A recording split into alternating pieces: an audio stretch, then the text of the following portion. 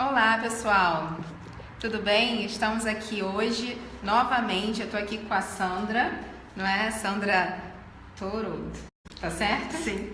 Então, ela é contadora. Nós já fizemos um vídeo anteriormente com ela, não é? E que foi um sucesso, não é? Muita gente visualizou, não é? Eu acho que o tema que a gente abordou naquela vez foi um tema super interessante, por isso que eu convidei ela novamente para estar aqui conosco. E ela com a agenda dela cheia, né? Ela achou um tempinho para vir aqui no escritório para falar de novo para vocês, não é? E o tema a gente vai fazer agora a parte 2, porque eu vi que muita gente fez perguntas no primeiro vídeo, né? E que seria bom a gente abordar novamente esse tema para responder essas perguntas, tá bom? Combinado? Certo. Vamos lá. Então, primeiro eu quero apresentar ela e falar do currículo dela, né, que é realmente invejável, né, para qualquer contador. Estou vendo aqui, ela tem 20 anos de experiência na área tributária no Brasil, Inglaterra e os 9 últimos anos aqui na Suíça. Então, ela entende do que ela está falando agora, tá bom, gente?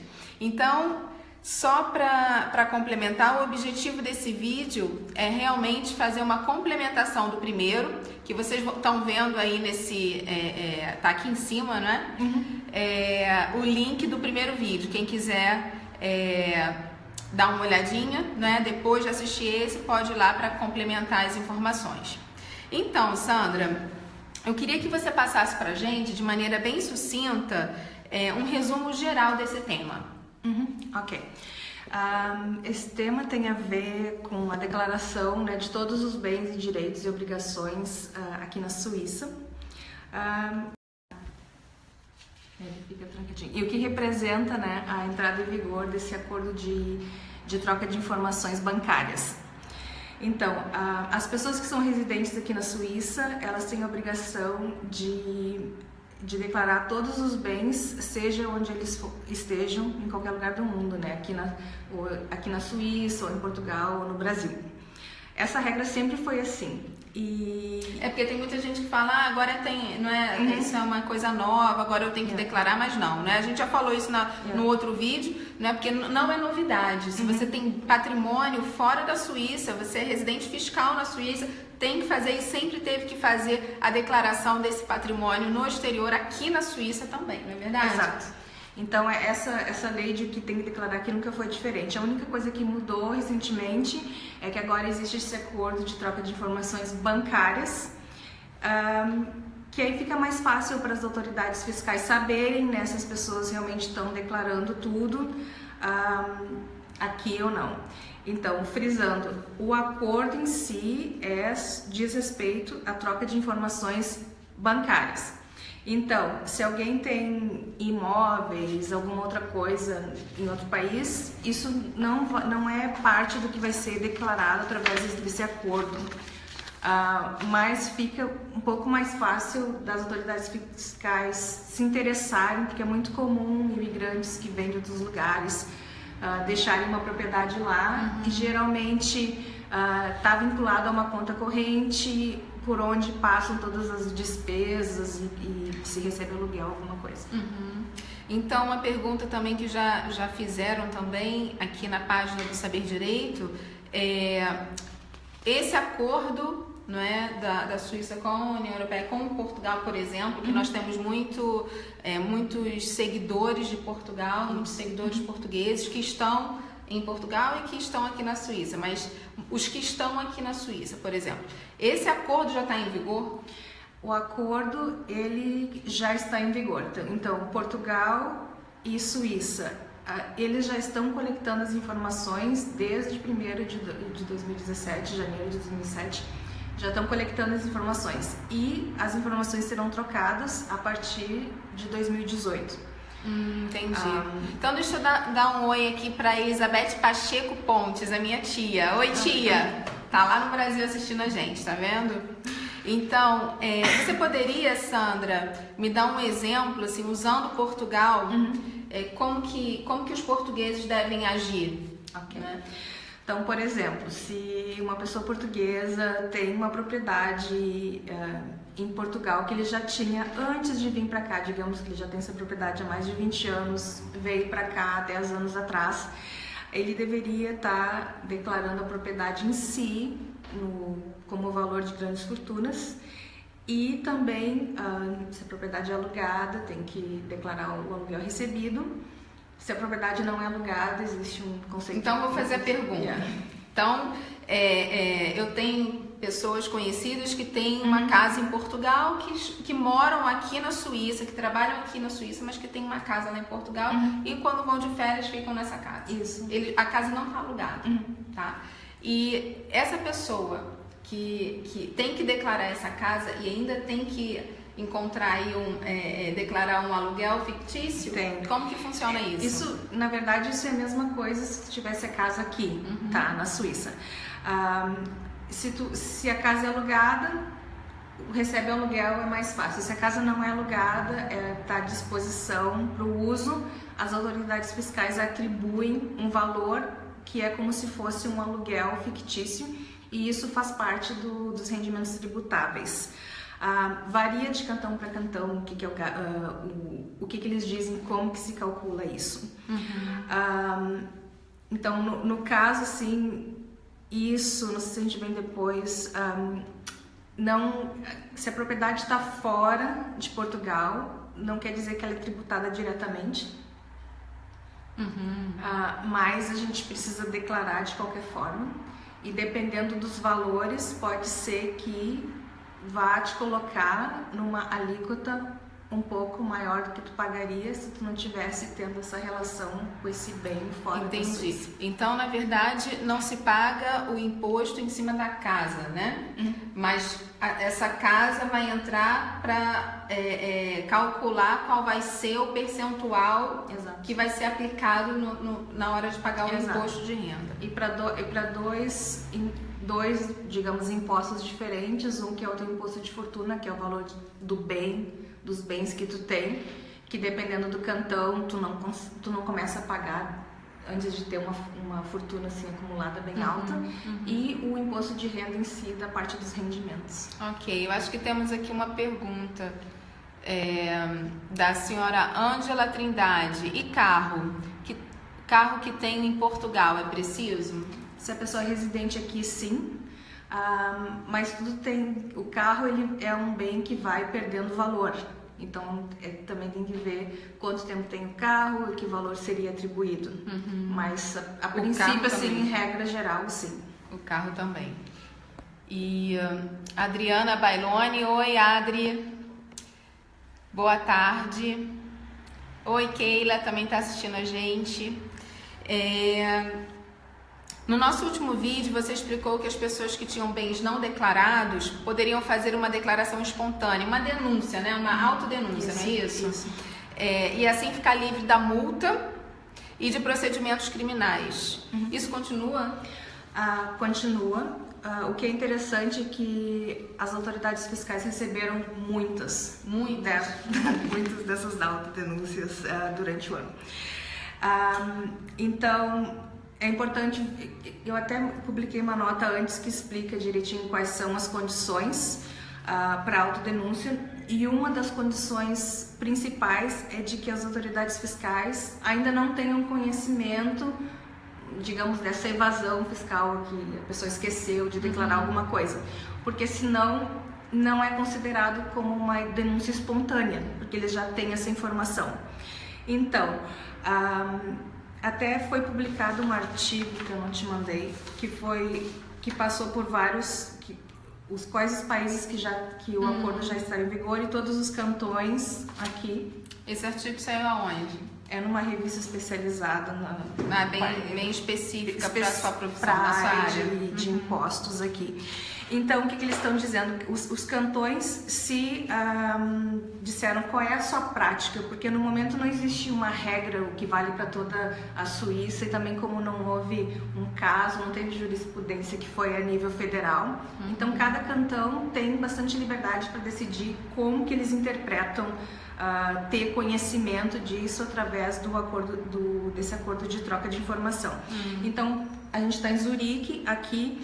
Zurique está dizendo que, como eles sabem que a informação vai ser trocada em setembro do ano que vem. Eles estão dando um prazo 30 de setembro. Então os residentes em Zurique, no cantão de Zurique, tem esse prazo para fazer isso. a autodenúncia. E a autodenúncia que tenha a ver com alguma conta que não foi declarada nesses países onde já está em vigor. Lembrando que isso só te protege se tem a ver especificamente com isso, se o teu vizinho, o teu ex-marido, ex-mulher liga e faz uma denúncia, acabou, tá protegido. Acabou. Então deixa eu só ver aqui, nossa, O meu cantão já foi, ó. Qual é o seu cantão? Chivix. Já acabou, 31 de dezembro. 31 de dezembro de 2016, tá vendo? Como eles estão dizendo, como começar a captar 1º de janeiro de 2017, já não considera... Lucerna, por exemplo, vamos falar aqui de Lucerna, 31 de dezembro de 2017, que é o prazo, então ainda dá tempo. Então, aqui, Baselland, 31 de dezembro de 2017. Berna, 30 de setembro de 2018. Então, gente, entre em contato direto com a Sandra, que ela tem uma listinha aqui, ó, muito boa. Vou te pedir até para você depois passar para a gente poder publicar ali, né, na página, porque tem a data para fazer a autodenúncia. Então, ela está explicando quem não fez as declarações corretamente, quem tem patrimônio fora da Suíça e quer fazer, quer evitar problemas, né, tem que se autodenunciar, né? Aí vai evitar problemas, inclusive em questões criminais. Então tem uma data específica até quando a pessoa pode fazer, né? Zurique, como ela mesma falou já aqui, dia 30 de setembro de 2018, mas não deixa para o último dia, porque é complicado, né? Como que é isso? Com quanto tempo de antecedência vão fazer isso? E até porque isso daqui não é legislação, é tipo assim, o que eles entendem até agora. De repente eles mudam de ideia, como o Cantão Chivix já está em vigor, né? Deu. Então nunca é bom deixar as coisas para a última hora. Da hora, né? Também acho. E então, se a pessoa perdeu o prazo desse cantão, por exemplo, no seu cantão que já acabou, qual é a solução?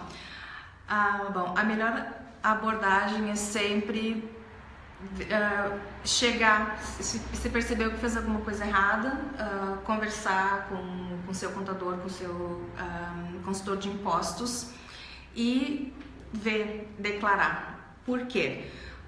Porque existem níveis diferentes de multa. Se a pessoa vai lá e declara, fez alguma coisa errada, mesmo que vá pagar a multa, vai ser uma multa bem mais baixa, né? Lembrando que ela pode variar, digamos, de 20% até 3 vezes o valor do imposto que eles consideram que não foi pago, mas dependendo do caso eles podem cobrar pelos custos que eles tiveram de fazer toda essa auditoria. Porque aqui tudo é cobrado, né? O tempo de trabalho até do funcionário público também é cobrado do contribuinte. E aqui o Márcio Alves fez essa pergunta, é uma dúvida que também a gente sempre recebe, é quem tem o visto B, né, também é obrigado a fazer essa declaração, declarar o patrimônio que está no exterior? Isso vai assim um passo um pouco mais para trás também. Depende se a pessoa tem que fazer a declaração. E aí vai depender de quanto se ela já tem aquela obrigação de fazer declaração, sim, aí não precisa nem te preocupar, porque tem pessoas que têm o visto B, mas, por exemplo, que é casado com um suíço, aí tem que fazer a declaração mesmo. Agora, vamos supor, um casal de portugueses que tem o B, que não precisam fazer porque pagam direto com a Estoia, né? Como que... Vai depender de quanto que eles recebem, se no cantão de Zurique, se é mais do que 120 mil por ano, tem que declarar. Se tem... Então depende do caso concreto, né? É bom no caso, Márcio, eu indicaria procurar um profissional, não é? A Sandra está à disposição também, procurar um contador ou uma contadora, porque cada caso é um caso, então vai ter que analisar direitinho se realmente para você é necessário fazer essa declaração extra. Já tem uma notinha na minha página em português explicando quem precisa fazer essa declaração. Então aguenta aí, depois olha lá. Tá aí o link, tá bom? Então, deixa eu ver se tem mais alguma pergunta aqui. Alguém fez aqui em cima, aqui o Alexandre, ele escreveu assim: e se financiar imóveis no Brasil, dá para descontar aqui? Financiar é uma hipoteca, que ele deve estar perguntando, né? No Brasil é bem, por exemplo, faz o financiamento na Caixa Econômica. No Brasil é bem comum, né? As pessoas fazerem esse financiamento. Dão uma entrada e financiam pela Caixa. Sim, então se a gente até vem depois uma pergunta a respeito de... então você quer responder depois? Eu posso responder junto com essa. Então tá bom. Então vamos seguir aqui. Ela fez até um roteirinho para mim, né? Porque eu não sou da área, né, tributária, não sou contadora, então eu falei, então me ajuda. Então ela foi bem generosa. Ela fez um resumão aqui para mim que eu adorei. Então, tá aqui. No caso de uma pessoa que tenha conta bancária e casa em Portugal, né? Eu tô falando muito para Portugal, porque de Portugal os portugueses já estão aí com a corda no pescoço, né? Tá antes dos brasileiros. Na verdade, eu tô falando uma besteira, né? Porque se o brasileiro tem patrimônio em Portugal, também entra nisso, né? Mas tem que mais ver aonde que tá o bem. Esse bem, isso. Então, os brasileiros ou suíços ou, né, tem que ficar de olho. Se tiver patrimônio em Portugal, vai ter que declarar, mesmo sendo brasileiro, né? Então tá. Então, nesse caso de uma pessoa que tem uma conta bancária, uma casa em Portugal e também alguns rendimentos na Suíça que não foram declarados, pode apenas declarar a conta em Portugal através dessa declaração espontânea? Eu tive algumas perguntas assim, porque as pessoas pensam, a única coisa que vai ser parte da troca de informação desse acordo é a conta bancária. Mas fazer isso é uma das piores coisas que a pessoa pode fazer. É fraude, direto. É crime. Tu sabe como é crime. É crime aqui. Então essa coisa. Deixa eu só, acho que a gente falou isso no outro vídeo. E se a pessoa fizer autodenúncia e não incluir tudo, é fraude. É considerado fraude, né? E a pessoa só pode fazer uma vez na vida. Essa autodenúncia é só feita uma vez na vida e a pessoa tem que assinar várias coisas dizendo que agora está incluindo tudo. Então, é uma ótima oportunidade para ver. Realmente tem tudo aqui e não é uma coisa... Tem que levar muito a sério. Muito a sério quando fizer uma coisa assim. E assim, Sandra, como que é o procedimento em si, agora que passaram alguns meses desde que falamos, né, que a prática tem sido adotada? Ok. Então, eu já vi bastantes casos aqui, Cantão Zurique e em volta, né, Aargau, Auschwitz. Eu não lido com a parte francesa e nem com a parte italiana. Então, se alguém está assistindo e tem algum problema nessas áreas, contactar alguém, um especialista da região, porque é bem diferente lá. Então, e também varia de cantão para cantão, mesmo aqui nos cantões alemãos, muda bastante, dependendo. E vai depender qual é a quantidade que tinha nessa conta, ou se tem propriedade. Se tu tinha só uma conta com 5 euros, sabe? O procedimento vai ser bem diferente se tu tinha uma propriedade de 1 milhão com uma conta com carro. Vai mudar muito. Vai de uma cartinha dizendo esqueci tal coisa ou uma declaração formal onde a gente realmente tem que calcular, andando 10 anos para trás, para ver o que precisa ser feito. Não existe uma fórmula mágica para dar para todo mundo. Ok. E lá no Brasil é muito comum a pessoa, por exemplo, comprar uma casa na planta, por exemplo, não é? Okay. E o que, assim, na verdade, como que é feito isso? Você compra lá no Brasil, você compra na planta, né? Não, ainda o imóvel não está ainda no seu nome, né? E como que, a partir de quando a pessoa tem que fazer a declaração desse patrimônio que está desse bem que está no exterior, né? Porque quando eu compro ainda aquele imóvel, ainda tem todo o trâmite, né? Até o registro sair no meu nome. Okay. Como que funciona isso na prática? Então, deixa eu recapitular um pouquinho, né? A gente acabou de falar do imóvel.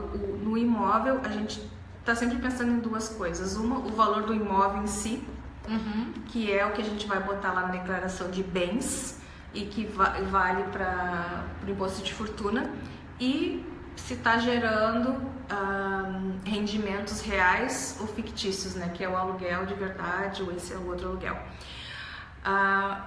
Isso, por um lado, que já é uma coisa bem complicada. Se a pessoa compra na planta, ela ainda não tem um bem imóvel. Então, tá certo quando as pessoas dizem que não tem que declarar o bem imóvel ainda, o seu apartamento, porque você ainda não tem. Mas, especificamente, comprou na planta, tudo que tu pagou, entrada, reforços, prestações, tal, benfeitorias, essas coisas. Tudo que tu pagou até aquele momento, no dia 31 de dezembro, a gente faz um cálculo e aquilo vai como na parte lá onde é registrado os outros investimentos, aquilo é declarado. Mas precisa ser declarado, tudo que foi pago até agora, isso é um direito que a pessoa já tem. O que é diferente disso que tu já pagou pro imóvel que tu já tem. O que é diferente entre esse imóvel que está na planta, que ainda não acabou, que ainda não passou pro teu nome, para um imóvel que tu já tem, é que isso é considerado um bem móvel e ele é tributado aqui na Suíça. Ele não entra mais, é só para os fins da alíquota. Entendi. Então tem realmente uma então tem que diferença. tomar cuidado também. Quem decidiu investir no imóvel no Brasil, mesmo que não esteja no seu nome, então tem que também no Brasil ou em Portugal, né? Tem que já ficar ligado, porque isso tem que constar também na declaração. E isso às vezes vai mais que um ano, né? Aí no ano em que houve a conversão, que daí agora tu tem um imóvel, aí aquilo vai sair dessa parte do investimento e vai ir para a parte do teu bem imóvel, e aí a gente volta para o caso que a gente falou antes. Então, se alguém tiver dúvida sobre isso, não é, pode entrar em contato com o Saber Direito ou com a contadora, não é, Sandra, né, que está aqui nos prestigiando hoje com essas informações úteis, muito úteis, porque nós continuamos recebendo perguntas também sobre esse assunto, né? Eu espero que esteja sendo bem útil para vocês. E algumas pessoas também deixaram comentários que recebem pensões. Por exemplo, o marido morreu, não é? Ou a pessoa é aposentada. Precisa declarar esses rendimentos? Vou dar a resposta bem curta. Precisa. E uma coisa que eu queria adicionar é que o Brasil não tem acordo de bitributação com a Suíça. Então, todas as coisas que tem a ver, é realmente muito importante que as pessoas entendam que faz uma coisa no Brasil, tem um efeito aqui e pode ter um efeito vice-versa.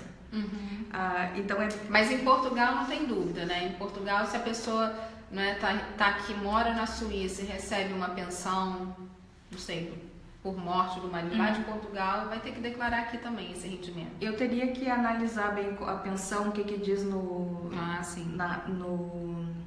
Qual é o fato gerador? Qual é o fato gerador no caso, né? Então tá, entendi. Então, na verdade, quem recebe pensões, né, do exterior, é bom ficar ligado também que, em regra, tem que declarar. Isso. E então, nós estamos aqui chegando já no final, né? E estamos chegando também no final do ano. Nossa. Né?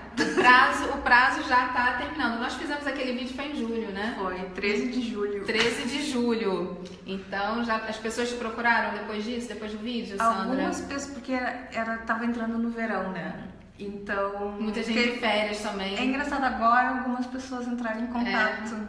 Ai, que bom.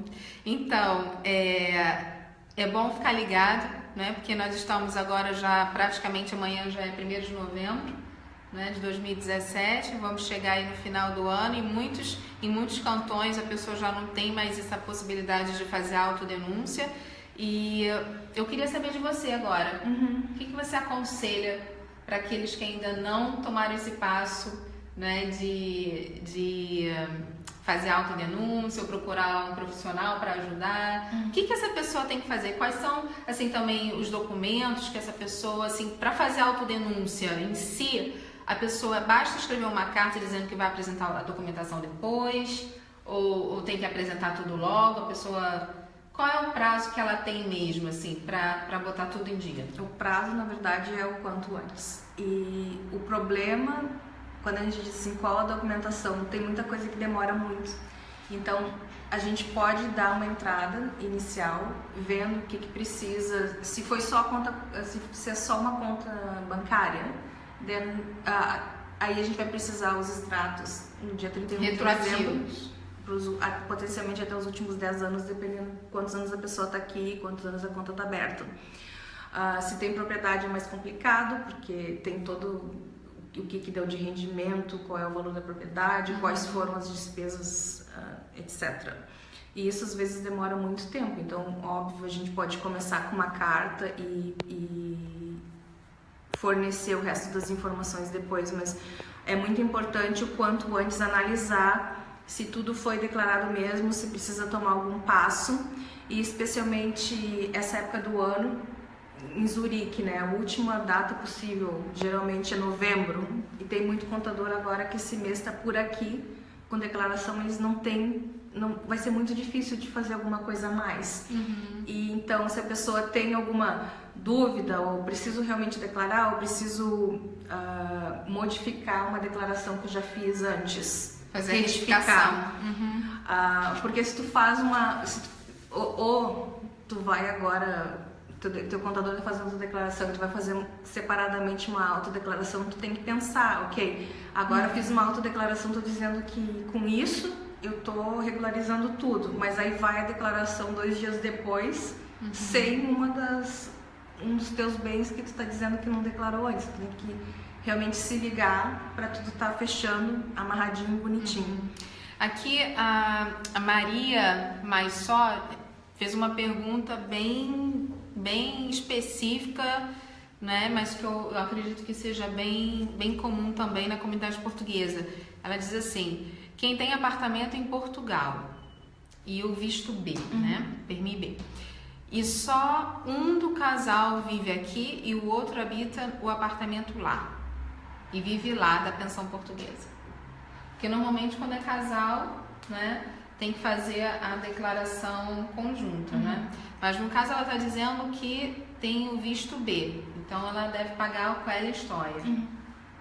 Então, nesse caso, em regra, se o apartamento também está no nome dela, ela teria que fazer essa declaração, né? Se ela tem uma parte do apartamento e digamos que considerando a situação que ela precise declarar, aí ela precisaria declarar proporcionalmente. Quando as pessoas não vivem juntas aqui, e aí eu teria que saber muito mais a respeito. Qual é o cantão, né? No caso. Porque geralmente as pessoas quando moram juntos são tributadas juntos, mas agora quando uma pessoa mora aqui e a outra não, pode ser que elas sejam tributadas só a pessoa que mora aqui, que não tem como a Suíça impor que vai tributar uma pessoa que nem mora aqui. Então, não é uma situação muito simples. Então, Maria, depois entre em contato com ela, né? Porque também tem que saber qual é o cantão, né? Onde você mora e outros detalhes, né? Realmente do casamento em si, né? Vamos ver se a gente responde mais uma. Gostaria de saber se conta poupança também precisa ser declarada. Precisa. Também precisa, né? Qualquer conta precisa ser declarada. Qualquer conta, ok. Então, tem mais alguma coisa? Algo a acrescentar? Esse tema em si é um tema bem já, mas como a gente vê, assim, uma coisa que eu gostaria de poder vir aqui falar contigo separadamente, é que muitos dos brasileiros que eu tô falando que tem um problema de não declaração aqui, eles também têm um problema de não ter feito saída definitiva no Brasil. E a gente realmente precisa amarrar essas duas pontas muito bem.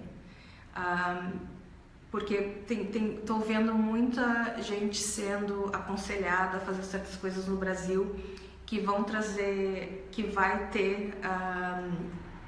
gerar alguma coisa aqui e a gente precisa analisar conjuntamente, Brasil e Suíça, e não separadamente.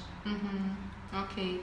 Então, esse assunto da saída definitiva já é um assunto que também já foi muito divulgado também, isso é mais para os brasileiros, né?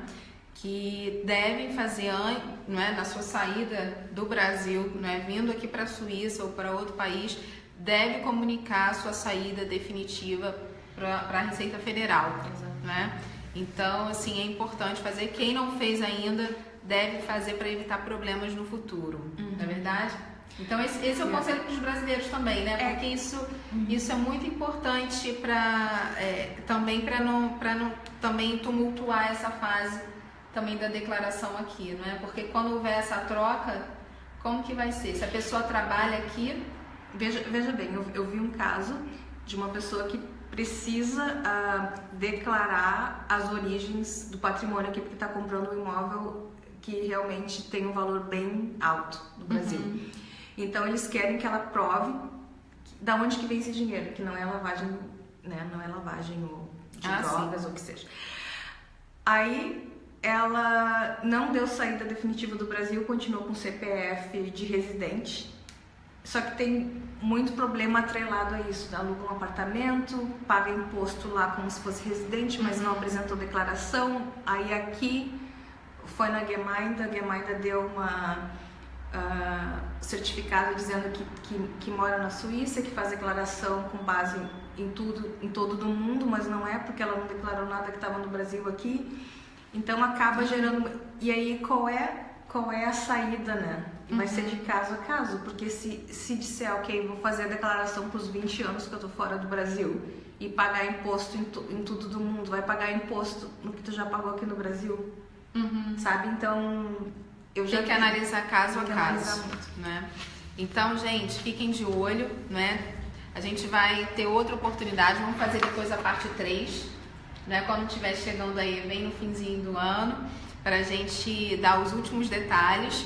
E lembrando que o acordo também com o Brasil, qual é o prazo para quem tem patrimônio no Brasil? Porque também tem portugueses que tem patrimônio no Brasil, não é? Então, o Brasil está 1 ano atrasado nesse calendário. Eles começam a coletar as informações em 2018 e trocar durante 2019. Entendi. Mas, como a gente viu aqui no caso do Cantão de Schwyz, que aí, se seguir a mesma ordem do que eles fizeram, também já está entrando no último prazo agora no final desse ano. Então tá. Então, te agradeço, Sandra, por você ter vindo. Obrigada. Por ter vindo aqui, por ter prestigiado aqui o Saber Direito. E você é muito bem-vinda, né? Como eu falei, vamos fazer a parte 3, né? E se vocês tiverem dúvidas, se vocês quiserem mandar uma mensagem, tá aqui no vídeo, tá? A descrição também tá marcada a firma dela, né? Da contadora Sandra. E, gente, espero que esse vídeo tenha sido útil para vocês. E estamos aqui e em breve a gente tem mais novidades para vocês, tá bom? Boa noite e até mais.